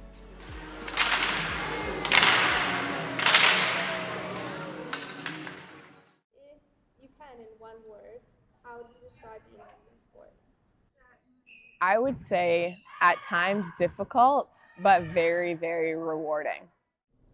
It's difficult because of opportunity. It's always people second guessing you. It's always people doubting you. I think one of the challenges is just always needing to prove ourselves. There's always a push here for the women's team to be able to fight for their spot. If they don't believe in me, then I don't believe in myself sometimes. The biggest thing is always seeing the equity piece not being there. And no matter what coaching position I have been in, there's always been that challenge of, hey, this isn't right, and always having to fight. Played on teams where the women's team in this club is put down, they are put to the side, they aren't cared about. There's times when we on club teams have been given like all of the flat balls in training, and you're given the minimum, but it's just little things that make it harder to succeed. So it gets really quite fatiguing, where you're constantly trying to battle for something that, in my mind, should just be a norm and should be in place already. So it's tough. You have to fight battles, and you have to fight for what you believe your team deserves. But I also think it's incredibly rewarding because there are times when you aren't given the same resources as other teams and you succeed more. I think it's just always those hurdles, and like, I got by it. We've created an insane amount of resilience in push, and I think for me that will follow everywhere in my job, in my future as a person. You're going to learn resilience and grit. All of those things are really important things to learn in life. And what a better way to learn it through sport, and in a sport you love and you're having fun with, and you have an instant group of family that you're leaving family but coming into an instant family here, right? Like it's It's amazing. It's been incredible to see the community at Brock, truly, especially the women's community. We are very fortunate to have as many women coaches as we do. And like I said, I think it's quite rare, like our executive director of Brock Sports and Recreation and our associate director of Brock Sports are both women. We have women's basketball, female head coach, women's hockey, female head coach. Rowing, I'm not even gonna say women's rowing. Rowing has a female head coach and a female associate head coach. I don't think that you get that a lot anywhere else. We kind of all just rally together and we're here for each other. And the community that we have, just I think one of the best that I've ever been in terms of direct colleagues. And I think when the players get to see us collaborating with each other too, it just creates an environment where they want to do it as well. Us being student athletes, we're such a small cohort here at Brock, and it's a unique ability to be a varsity athlete. Specifically women who have gone through what you've gone through, which isn't necessarily these big challenges, but just being a woman in sport is a challenge in itself sometimes. We've all kind of had like some shared events, like one Canada event that's kind of led us to this area, whether that's playing on a boys team when we were younger because we needed to play up but there wasn't that team available. We can obviously find those connections really quickly and understand what we're going through. We all support each other, and I've never seen that before. We go to each other's sports because we know how hard it is to play a game and not have people come watch you because you're a women's team. Like those little efforts make so much impact on such a small community of Brock sports. Like it was amazing.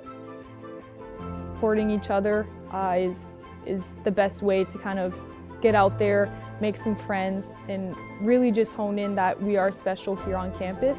And I think there's so many amazing athletes here that go beyond their careers at Brock and do fantastic things. Everyone's so talented, and I think it's fascinating every single time that I go support another team. It's honestly been beautiful to see it. It's like a heartwarming moment. We have so many teams come support us. The women's basketball team comes to our games, women's volleyball, rugby.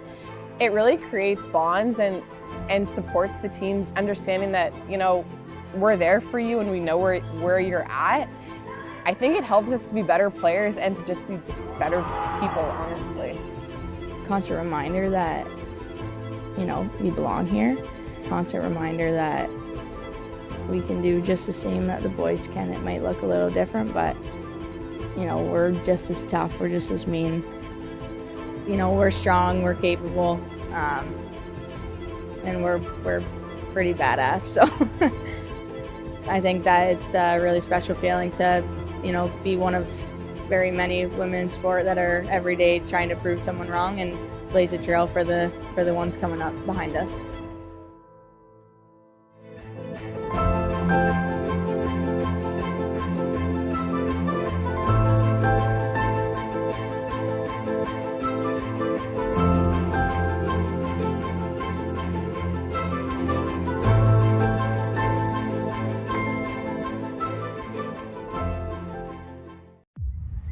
The game of lacrosse was given to the Haudenosaunee people from the creator as a gift.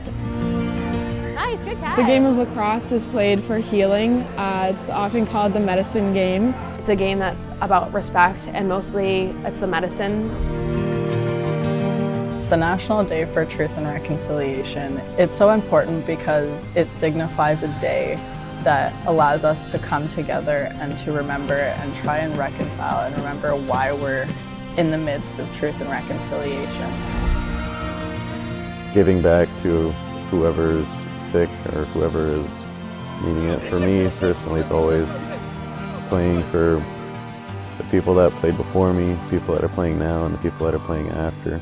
Gift to us, to gift to the world.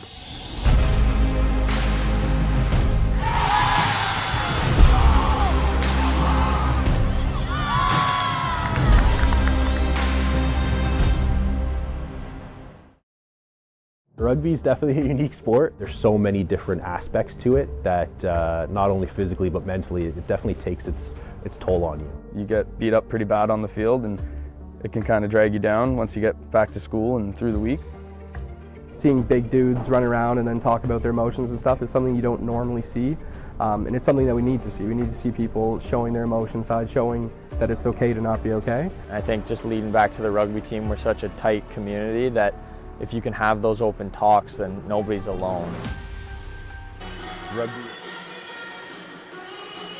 Welcome back, ladies and gentlemen, to third period action between Team USA and Team Canada here in Game 3 of the 2025 Para Series. The Canadians got a late goal. Alyssa White striking twice in the second period to bring the Canadians back within one. It's a 3-2 score with 15 minutes to play.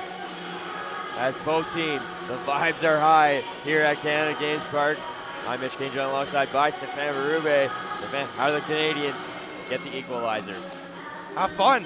I mean, you can see the vibes are very high. You know, you gotta, tensions seem to be too high. You know, play a little bit loose, have a little fun. This is what everyone's having. The Americans are having fun, Canada's having fun. A great period, might be the best period that we had in the whole entire series for both men and women's. We'll see if they can build off of that. 2 goals, both coming from Alyssa White. Should be an exciting third period to end off this 3-game series for the women's. Both teams doing HOTTOGO on the ice. I will do Very it too. impressive at how fast they're able to do this. Let's do it together, eh? Don't get the cameras on us, though. The vibes are high between the Canadians and the Americans going into the third period. However, Matt Fersenbaum, as most officials do, have to ruin the fun as he's getting ready to drop the puck. We got some hockey to play. Gregory getting set in between the pipes. As Gregory making another adjustment. As Clement's having a discussion with Fersenbaum. Gregory set to go. McKee against Clement on the draw for the third period. It's a 1-goal game here from Canada Games Park. Third period action underway as the Americans win the opening draw and will flick it down onto Gregory. As she'll just play it to the weak side over to Frittenberg. Puck at the blue line, pinned up against the Canadian bench.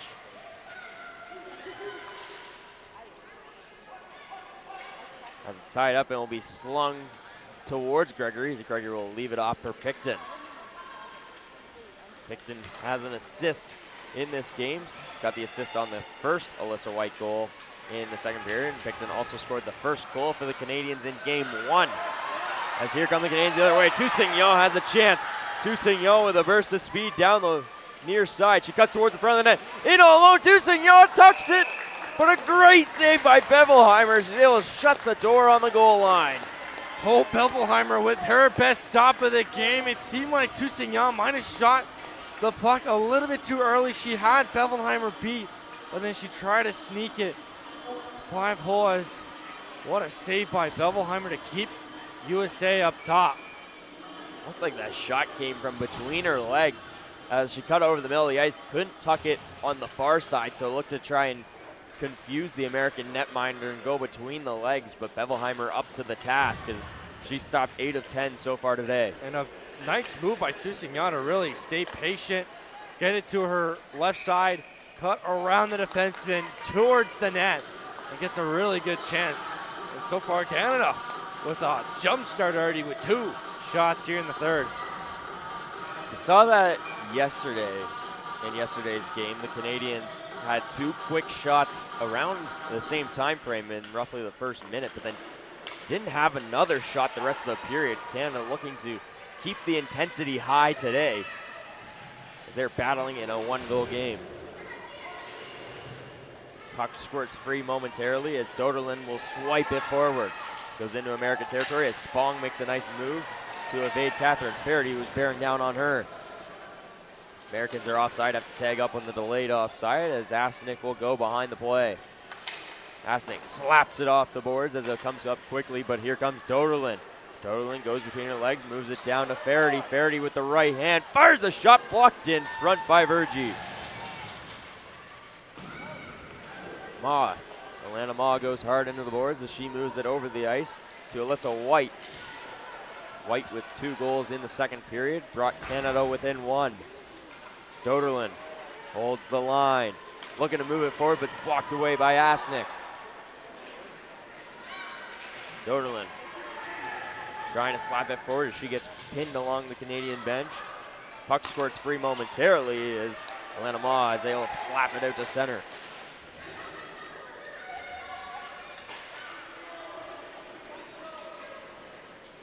Puck in front of the American bench. It deflects off a Sled, and here comes Toussaint with a burst of speed. Toussaint to the outside, just onside. She looks to move it forward, but a nice play by Doderlin, and she is able to scoop it away, send it down the length of the ice, and this one will go for an icing call as the Americans trying to sneak some bodies out, but they will be not allowed to change. The faceoff comes back to the American end. Take it back a minute ago where Singh tried to just bang it off the boards and out, but the puck goes right to Doderlin, one of the last few players you want to touch the puck, and she drives the net, feeds it off to her teammate, but good job defensively by Canada to get a body in a lane to disrupt any possible chances for USA. Doderlin been held off the score sheet so far in today's action, had at least a point in each of the first 2 games. Picton stepping up the blue line, fires a shot in, but a save by Bevelheimer as she scoops up the loose puck and freezes that one. Well, much needed cover. As you can see, there was Haley King right behind her, and if that puck is loose, she is right there to jam it home. As you can see, kind of tumbles right there, and if that puck comes loose for even a second, Haley King can easily just rip it home. So much needed coverage by Bevelheimer. Faceoff's won by the Americans as it's worked over to Claudio, who crashes into the far side boards. Clements tries to work that one free, but it's taken away by the Americans. This one moved right up the middle of the ice, and it's a nice pass through for Eberhard. She gets the center and will just sling it in deep, as on the chase is Herkenroder.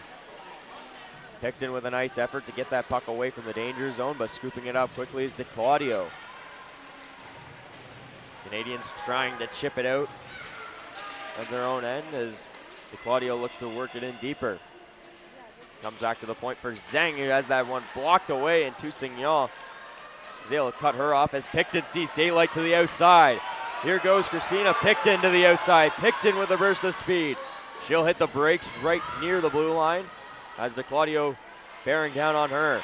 Clements cuts it to the inside, gets knocked to the ice, but they'll move it over the middle. Toussaint from the slot, a shot on Bevelheimer, the save. Rebound chance is swallowed up by the American netminder, and the Canadians all over Team USA right now. It's one of my favorite things about para hockey, because in stand-up hockey, you can use your legs with the speed and you can stick it around, but Picton, you have to use your arms, and Picton does a really good job in protecting the puck to really allow Canada to have that offensive opportunity. And again, another nice sprawling effort by Clements to get the puck to her captain, Toussaint, who takes a nice shot, and another nice save by Bevelheimer. Puck comes loose in the slot, trying to fire a quick shot there was Alyssa White, looking for her 3rd of the game, but couldn't get that one through a sea of blue shirts. So now sent down, and Bergie can't get a burst of speed. It's Doderlin in all alone. Lyra Doderlin, breakaway chance to the right hand, misses wide of the target. Gregory got aggressive on the breakaway, came out for the poke check attempt, and Doderlin fires it wide. McKee tying it up on the far side of the ice, is trying to get free is Ma. Puck finally does squirt free for Doderlin. She fires a quick shot up and over the target. Kirkpatrick holding it in on the defensive pinch. This will be rung around by Spong. Ma chips it up off the boards. Puck comes squirting right over the middle of the ice as Alyssa White goes in on the chase, but Kirkpatrick will get there first and sling it right back in deep for the Americans. 10:05 to go in the 3rd. Bergie. She'll move that one forward as it escapes through neutral. And Alyssa White going on the attack as she knocks down Faraday for a moment, gets that puck back as the two are tied up. And Kirkpatrick will hop on it and seize a lane. Team USA, they wanted a penalty, and we've got one here. And a penalty upcoming, and we'll be roughing the call. I believe it's going against Alyssa White. So the Americans get their first power play opportunity of the week. We'll see what they can do if they can extend their lead. Only took them 3 games to get the first power play. Originally, they wanted one beforehand, didn't get the call, but then Alyssa White had a couple of other shoves. So now they finally get the power play, and for the Americans, it's been Dodeline who's been struggling to get something going, coming off a hat trick, just trying to find the back of the net. Had a couple opportunities on her last shift, but now we get to see a loaded offensive team get their first power play look. Claudio tries to sling that one through. Picton looking to clear the zone, but it's held the line by Carusi.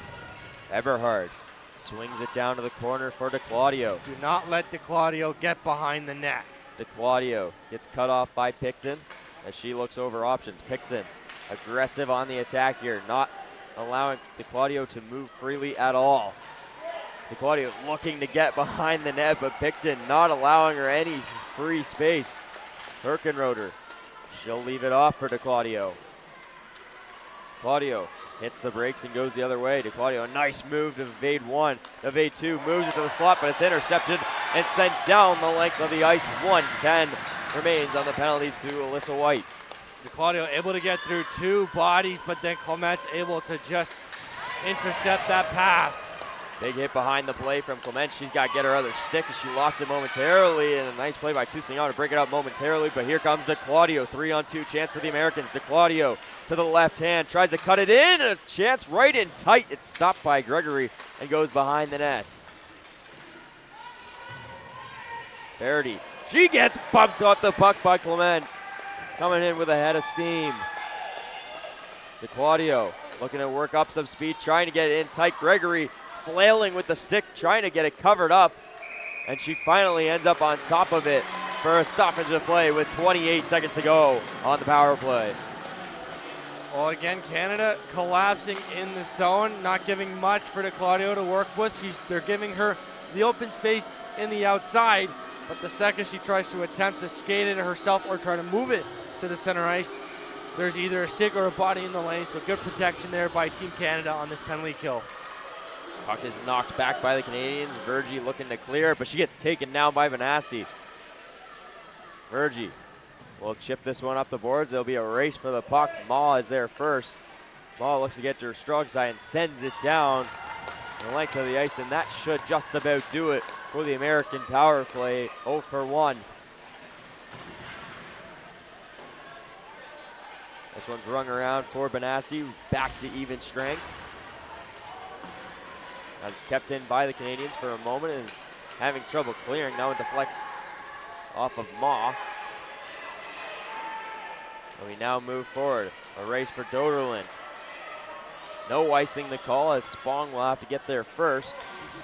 And she takes it into the boards, leaves it off for Atlanta Maw. Americans now at the side of the net with possession of it, trying to get it free for anyone in the area. Faraday takes it for a moment, but she's cut off by King.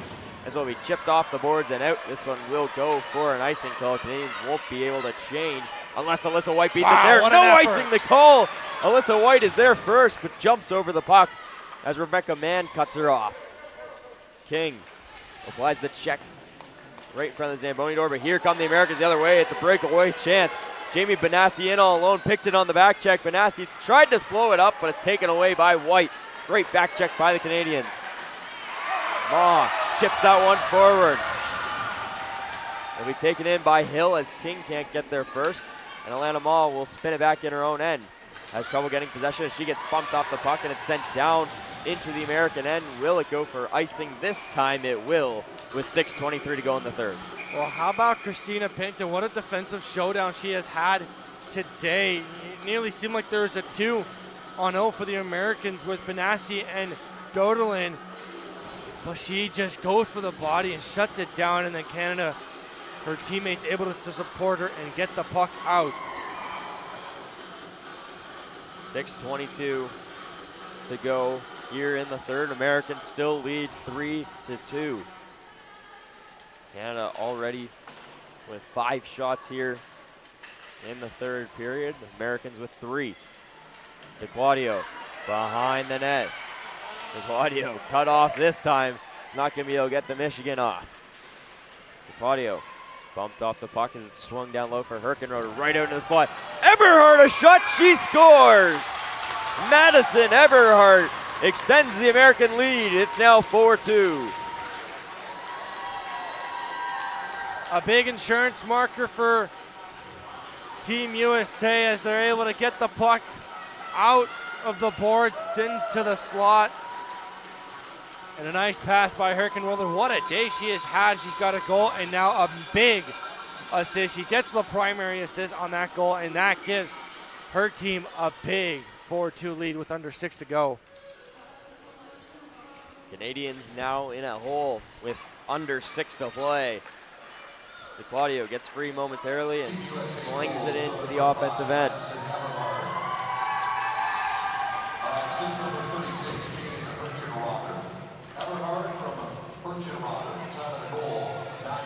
Plays in the far side corner. Madison Eberhardt, the Buffalo, New York native with family in attendance, able to score in front of the home faithful. Picton. She'll scoop it up and slingshot it forward as Clements lays the check on the far side on Zeng. Clock ticking away here for the Canadians. Herkenroder trying to sling that forward as DeClaudio will take behind the net. DeClaudio looks over her options. Tries to sling it out front as the Canadians not taking any exceptions with DeClaudio this time as Clements lays the big check on her. Zeng walking in, can't pull the trigger in time as 3 Canadians collapse on her. Toussaint will sling it away and sends Picton in on a potential rush chance.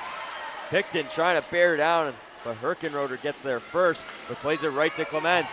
Clements right into the slot. Toussaint, the left-handed shot, she scores! What a shot! Raphael Toussaint brings the Canadians within 1 again. What a game for this trio. Another great effort by Picton to apply the pressure with her speed. Clements able to get the puck, feeds it to her captain once again. Around a couple bodies, Toussaint gets it to her forehand on her left side and goes top shelf. What a snipe. And don't count this team out as they're going to continue to fight. And once again, just minutes later, it's back to a 1-goal game. A high-scoring affair here in Game 3. And Raphael Toussaint brings the Canadians within 1 as that one will go for an icing call. What a game for Team Canada. Ignore the results for the rest of the game. What an effort for Team Canada going up against a team who haven't given up a goal for a long time. They get 1 goal and then they get shut out 5-0. You know, it can really affect with the mentality and the character side. But these group of women, what a performance they put out. This is what this series was about, to grow and develop, to get to spend time with these teammates, because these are going to be the people that are going to be in the World Championship. So getting to spend the week together, grow together, create such great memories, but not just that, to perform even better. And just the development for these ladies is incredible. And now for USA, also for them, a great series. You know, they're coming out, they've got the 2 wins, looking to shut it down with the series sweep. But now, coming out of this series, you know, they got to feel a little bit more threatened now with the way Canada responded offensively. And so this is going to be an exciting ending to this game and an exciting World Championship coming up in Slovakia at the end of August. Canada just under 5 minutes here to find the equalizer. This one played up the boards. Kirkpatrick steps up on it. Kirkpatrick walks in, finds Doderlin. Doderlin, a nice move in tight, fires it. Great save by Gregory. Might have hit the side of the post as well. With the Canadian netminder standing on her head to keep them in this game. Here's a chance for the Canadians. That one just out of the reach of Maw as she takes down Kirkpatrick. Doderlin been all over the offensive zone, just can't find herself on the score sheet. She gets taken down right at the blue line. Maw works it over to the weak side. King on the chase, but it will be McKee first there. She chops at it on the boards as stepping up is Virgie. Virgie moves it over to Maw, across the line just onside. McKee slings it down for Doderlin. A chance for the Americans, squandered by Virgie as she gets there first and cuts off Doderlin. King leaves it off for Virgie. Tries to chip it up the boards, but intercepted by McKee as the Americans work it back into Canadian territory. A tie-up between King and Doderlin in the Sleds as the puck finally squirts free in the slot, as it'll be scooped up by Alyssa White. White to the outside, she gets taken down as the puck goes free for Kirkpatrick. As Alana Maw gets a big hit there from Faraday and sends it into the offensive zone. Well, Tara Chisholm, head coach of Team Canada, she's going to run with her best player, Alyssa White, on the ice. Clemence Toussaint jumping on the ice along with Picton. Intercepted there by Clemence as she slung it down, looking to find Alyssa White. That one just outside of her reach. This one played up the boards for Picton. Toussaint trying to cut it off. The battle for the puck as it squirts free, and here comes Doderlin again. She might have another breakaway chance, but Alyssa White bearing back on her. White and Picton in the back check. Doderlin from a sharp angle, works it up high. Gets bumped up the puck by Picton. And it's stuck in the far side corner. Toussaint trying to play it free, and it gets whistled down. So there might be an injury after that latest check. And the two teams will resort back to their bench. Seems to be okay as they call off the trainer, and she'll be able to get back. Nice ovation from the crowd, and I love to see that as Aylin Zhang with the assist on goal number 2 for the United States. Good to see her much better. It looked like it was her shoulder that she was grabbing, but obviously shoulder playing a big part in the pushing and giving herself speed, but she was able to give her a good amount of speed, so she's okay. Glad to see that. And now Team Canada, they kind of get a free timeout out of this, and the referee makes sure that they head back to the circle. So a little of a break for Canada. Still with the timeout to use. Neat offensive zone possession. We'll keep an eye out for Jessie Gregory, as she'll be looking out for the bench anytime soon. Canadians looking to kickstart here right off the draw. Nice pass up for Toussaint. The Canadians are across the line.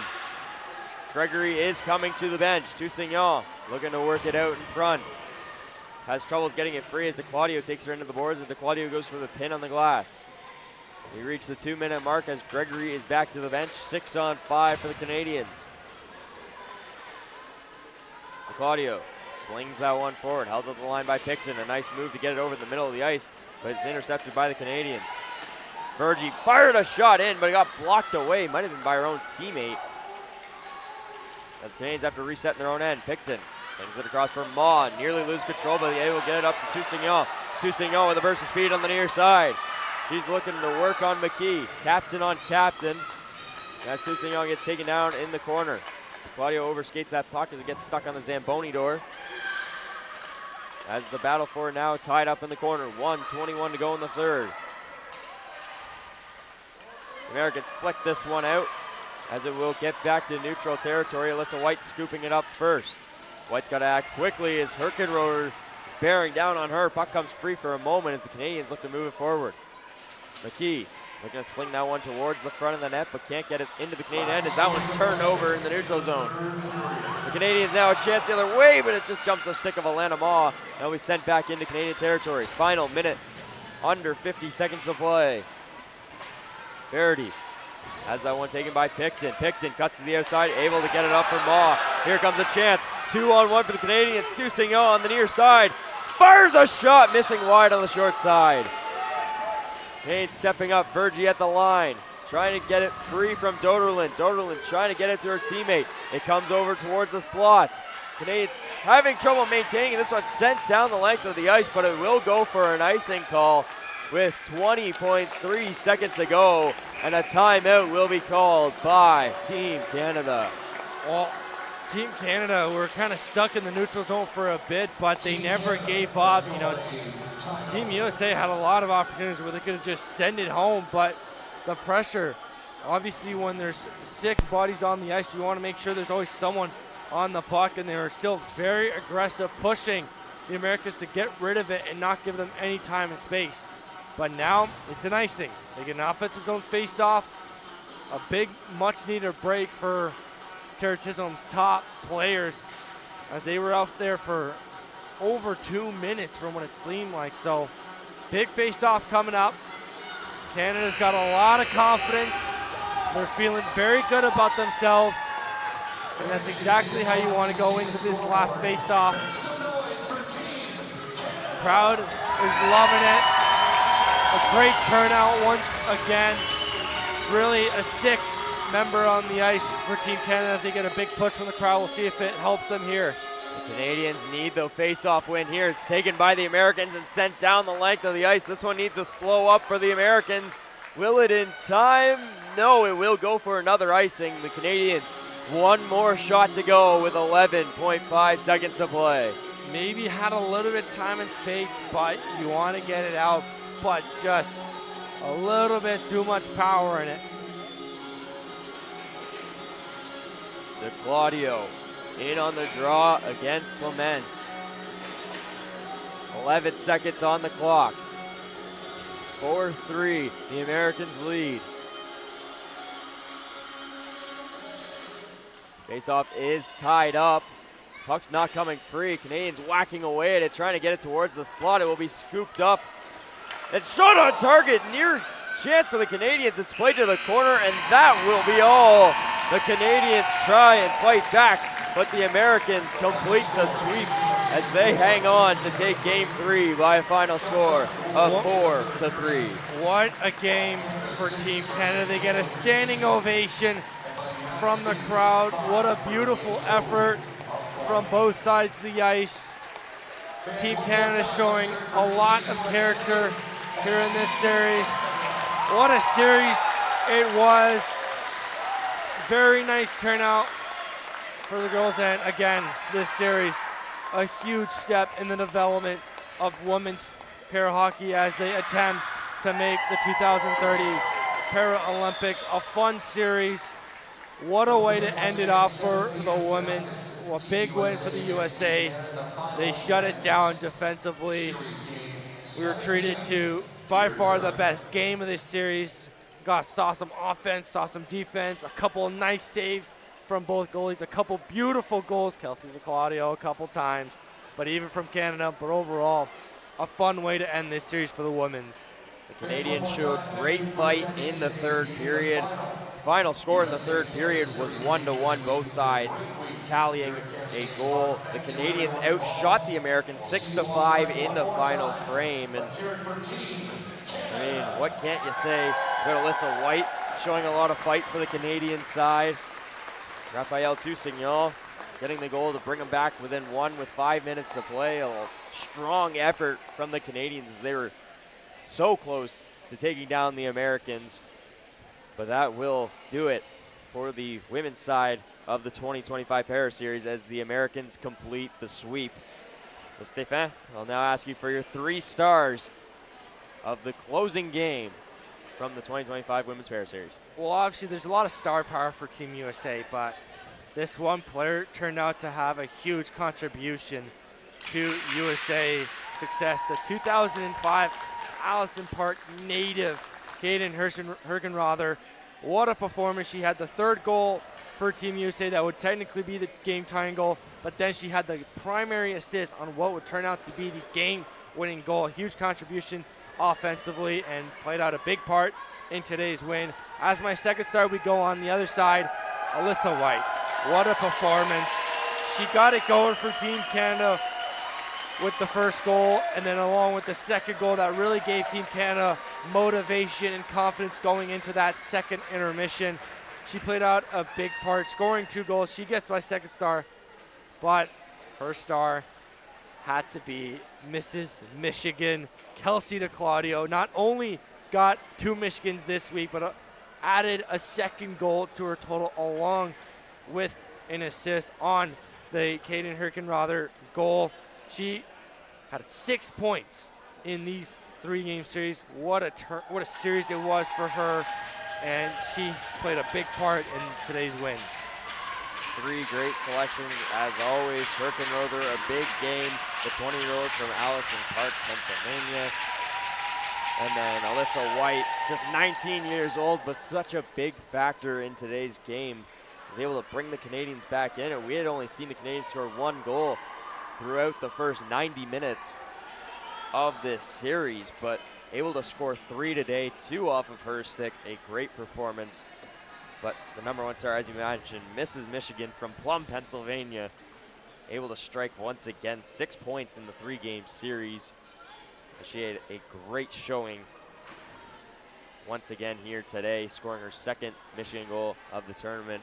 But that is all for today, as later tonight, the men's will be back at 7 o'clock. But that will do it for the women's para series. Thank you all so much for joining us through this journey of the week. The Americans complete the sweep of the Canadians, however, only take this one by a score of 4-3 today. Make sure you join us back here at 7 p.m. for Game 3 between the Americans and the Canadian men's Paralympic teams. Thank you all so much for watching on Brocktv.